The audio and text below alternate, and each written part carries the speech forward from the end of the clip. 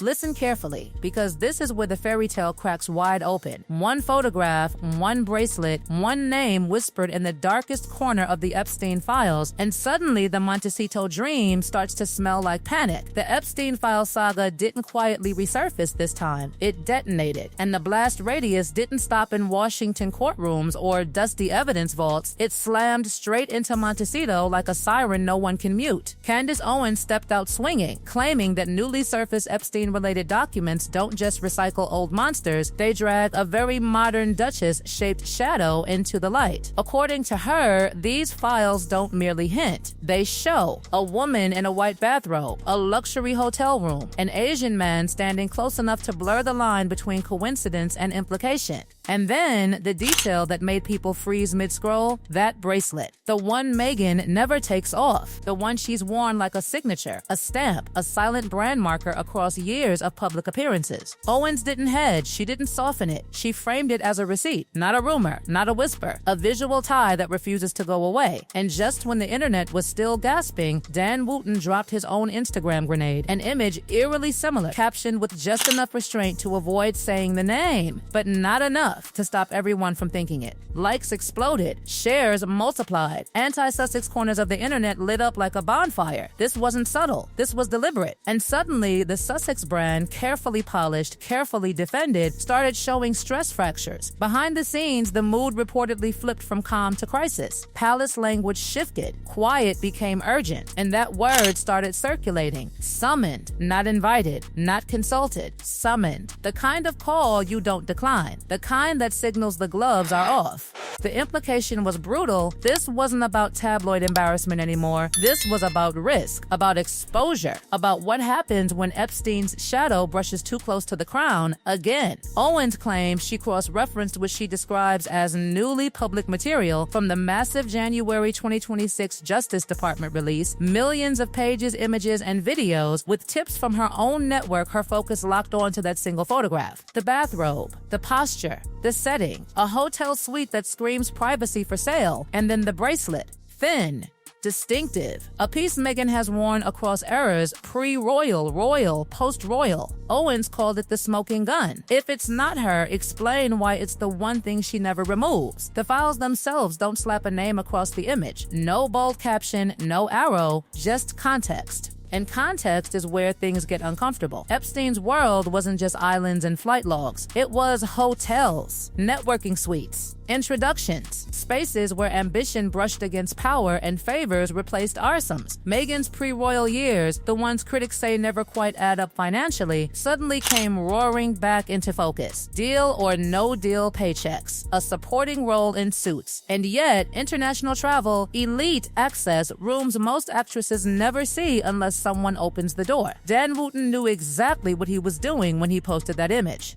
He didn't need to spell it out. In royal watching circles, implication is louder than accusation. His timing was surgical. Right as Epstein headlines reignited, right as Owens' claims were gaining traction. The message was clear without being written. Look closer. The bracelet matches, the room matches, and Dan doesn't move without a reason. Inside the palace, the reaction reportedly hardened fast. This wasn't about feelings, it was about containment. Epstein-linked imagery, even tangential, is radioactive. The royal family has spent years trying to cauterize that wound, largely through Andrew. Now, another name hovering near that same universe threatened to reopen everything. Security experts don't just see scandal in images like these, they see leverage, compromise, questions that never stop once they start. The possibility of immediate ostracism landed like a hammer. Not distance, not cooling off, cut off, title stripped, security reviewed, access gone. Any fantasy of reconciliation erased overnight. For Harry, the pressure reportedly turned personal and vicious.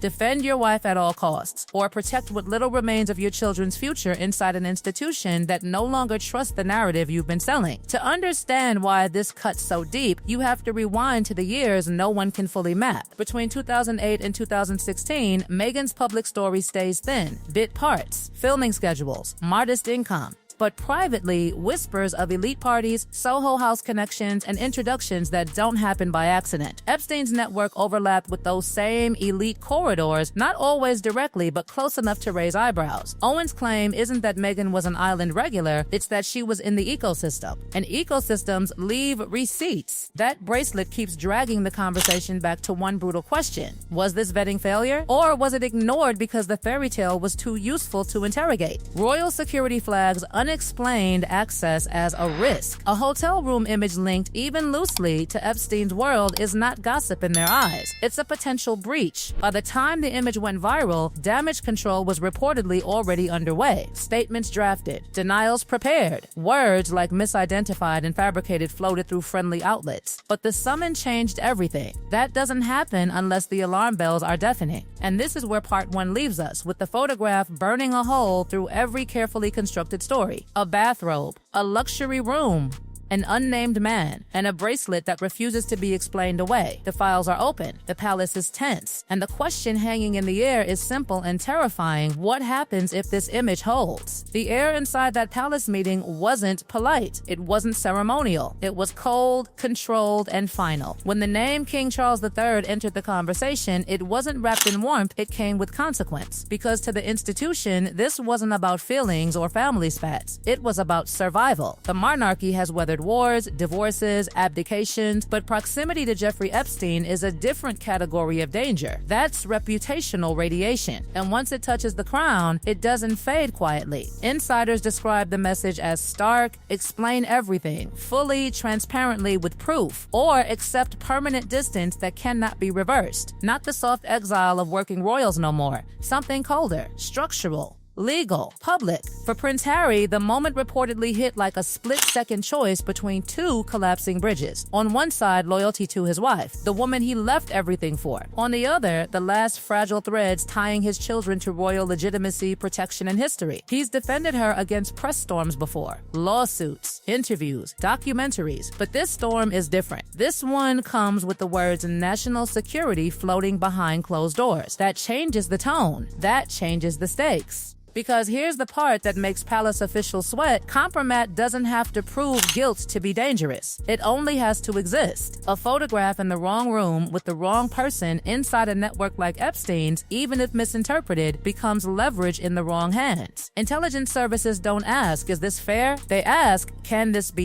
used? Meanwhile, in California, the Montecito estate reportedly feels less like a sanctuary and more like a pressure chamber. Friends say the mood has shifted from defiant to defensive. Meetings, calls, advisors cycling through like emergency responders. The public strategy remains denial and dismissal, labeling the entire narrative as recycled smears amplified by hostile commentators like Candace Owens and Wootton. But privately, the tone is said to be more urgent. How do you disprove an image that the internet has already decided is real? Because that's the brutal reality of modern scandal. Perception outruns verification. Frame-by-frame breakdowns spread across TikTok, zoomed-in stills of the bracelet, side-by-side comparisons from red carpet appearances, arm angles, clasp shapes, lighting analysis, amateur detectives moving faster than any legal team ever could. And hovering over all of it is the ghost of Prince Andrew, the living cautionary tale inside the royal family. The institution already paid dearly for one Epstein-adjacent scandal. Public trust fractured, military titles gone, reputation permanently scarred. The fear now isn't just repetition, it's escalation. Another royal-linked name in the same orbit makes it look less like coincidence and more like a pattern, and patterns are what destroy institutions. The alleged photograph, regardless of authenticity, drags Meghan's pre-royal years back under a microscope that never blinks. Old associations resurface. Soho House speculation returns, along with the name Soho House and long-circulating gossip about elite social pipelines. Figures like Marcus Anderson get mentioned again in online threads, not with accusations, but with insinuations, the kind that linger without needing proof. And that's where the real damage happens. Not in courtrooms, in narrative, in public imagination. Because once a person's story shifts from outsider who married in to figure who may have circulated near powerful shadow networks, every achievement gets reinterpreted. Every introduction becomes suspect. Every success gets a question mark attached. Palace officials reportedly see only two paths forward: total cooperation, meaning access to timelines, contacts, travel history, full transparency behind the scenes, or total severance. No more half in, half out. No more informal royal adjacency for branding, influence, or status. The monarchy cannot afford ambiguity here. Ambiguity is vulnerability. For Harry, that translates into an emotional earthquake. Stand beside his wife publicly and risk institutional exile forever, or step back in some visible way and fracture his marriage narrative beyond repair. Either option detonates something. And while all this unfolds behind guarded gates, the public spectacle keeps accelerating. Headlines grow sharper. Commentators grow louder. Supporters and critics split into hardened camps. Some see a coordinated takedown attempt. Others see overdue scrutiny. Very few see middle ground.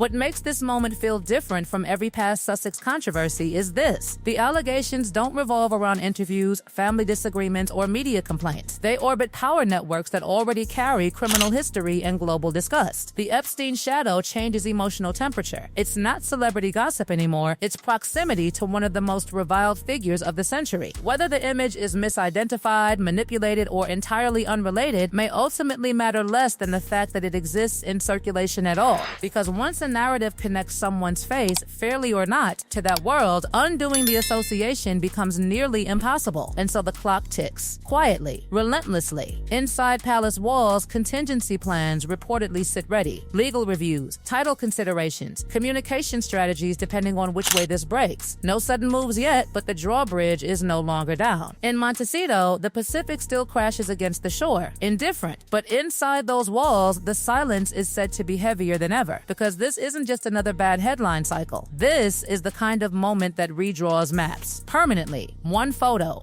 One bracelet, one question that refuses to go away. And the future of a royal chapter now hangs on whether that image can be buried or whether it becomes the line history circles in red.